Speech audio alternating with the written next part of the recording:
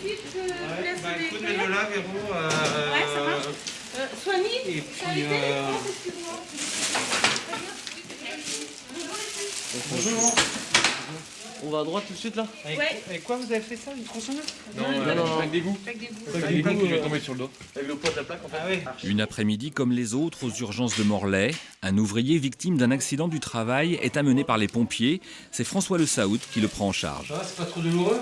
Voilà 22 ans qu'il travaille dans le service comme aide-soignant. Avec ou sans Covid, pas de stress. On verra après si c'est... Non, on n'est pas stressé, non. Pas du tout. Enfin, moi, en tout cas, je me sens pas stressé. On fait attention, on met des masques, on se lave bien les mains. Des règles intangibles dans un univers bousculé par la pandémie. Au premier confinement, une nouvelle organisation avait été mise en place pour accueillir les cas suspectés de Covid. Un système très consommateur en personnel, abandonné après l'été, au moment de la deuxième vague. Sur la première vague, c'était plus simple parce qu'on avait fait une filière respi, donc du coup, tous les gens qui venaient pour des suspics Covid allaient de ce côté-là. Tandis que sur la deuxième vague, tout le monde est resté sur le plateau, donc tout le monde, on devait gérer tout en même temps, quoi. Donc j'ai trouvé plus compliqué la deuxième vague que la première. Il est vrai que le contexte était radicalement différent. Au printemps, c'était tout le monde à la maison. La première vague, il y a eu très peu de patients à venir aux urgences. Il y avait presque plus d'infarctus, d'AVC, enfin des choses que l'on voit au quotidien, il n'y en avait plus. Mais c'était général, c'était en France, partout pareil. La deuxième vague, non. Là, les patients sont venus. Il y en a 3 ici. Peu importe, ce serait pour une hospite pas très longue, pour de la gastro. Un flux continu mais irrégulier, c'est toute la difficulté à laquelle sont confrontés au quotidien les urgentistes, avec en toile de fond un manque récurrent de lits hospitaliers. Alors forcément, quand vous rajoutez un virus inconnu dans l'équation, la tâche se complique encore. On n'a peut-être pas toujours beaucoup de patients positifs, mais on avait beaucoup de patients suspects. Et au niveau de la prise en charge, c'est pareil. On les met en isolement, les professionnels s'habillent, se déshabillent, ça prend beaucoup plus de temps. Les box doivent être nettoyées, il y a une procédure, ça prend beaucoup de temps. Anthony, vos affaires sont en dessous. On a...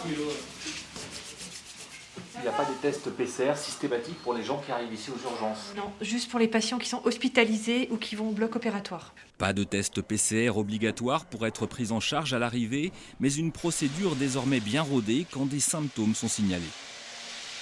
Quand on a une suspicion de Covid, on met la charlotte, les surchaussures, une surblouse, on met un tablier, on met des gants, voilà. Mais quand il n'y a pas de suspicion de Covid, on a quand même aux urgences tout le temps le masque FFP2 et des gants. Mais sinon, si c'est des suspicions de Covid, on s'appuie vraiment des pieds à la tête. On fait vraiment très attention. Il y a un endroit où le masque peut tomber.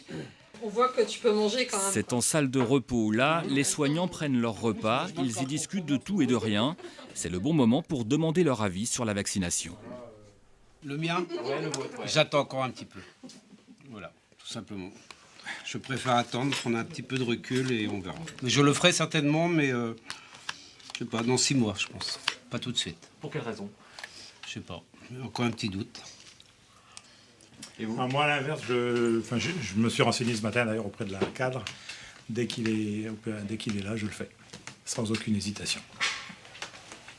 Voilà. Je pense qu'à un moment donné, il faut que ça se fasse. Donc voilà, que ce soit maintenant ou dans 3 mois, autant s'y mettre d'emblée dès qu'il est dispo, quoi.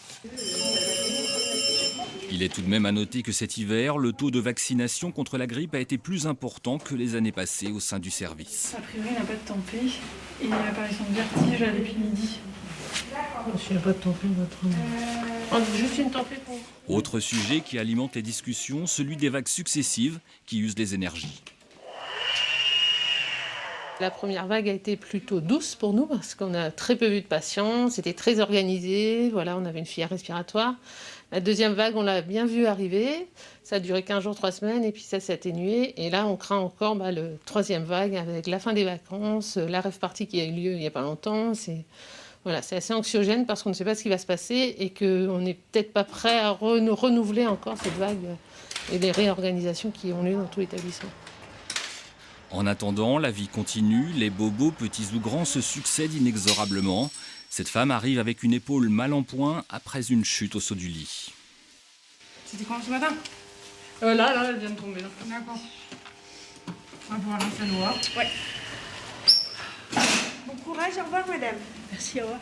Si le spectre de la troisième vague est dans tous les esprits, c'est une véritable lame de fond qui inquiète davantage la chef du service. Le Covid, on le connaît de mieux en mieux. Au départ, on est parti de rien au niveau connaissance. Maintenant, on le connaît de mieux en mieux. On a de plus en plus de protocoles. On sait qu'il y a des places de réanimation. On sait qu'on est en capacité d'augmenter aussi nos soins critiques. Par contre, sur la précarité, sur les crises sociales, sur la psychiatrie, là, on est en réelle difficulté. Et puis, on a un blocage parce qu'on n'a pas assez de lits, quoi. Donc, quand il y a le Covid, on a des unités complètes qui sont réservées Covid. Et il y a moins de lits pour les autres. Et les autres, c'est beaucoup la psychiatrie, on a beaucoup de tentatives de suicide. On sent quand même qu'il y a de la tension. Et même ceux qui ne sont pas au point d'aller jusqu'à une tentative de suicide, on sent qu'il y a des personnes qui, de base, paraissent pas du tout anxieux, mais qui manifestent quand même des symptomatologies anxieuses, quoi. Voilà, c'est bon. Oui, oui. Donc j'ai eu les cardiologues, donc c'est bon, on va pouvoir vous laisser rentrer à la maison. De la même manière qu'un mouvement de grève ne se voit pas aux urgences, ces tensions restent bien souvent cachées aux yeux du public, comme le sourire derrière le masque une fois le patient sorti d'affaire.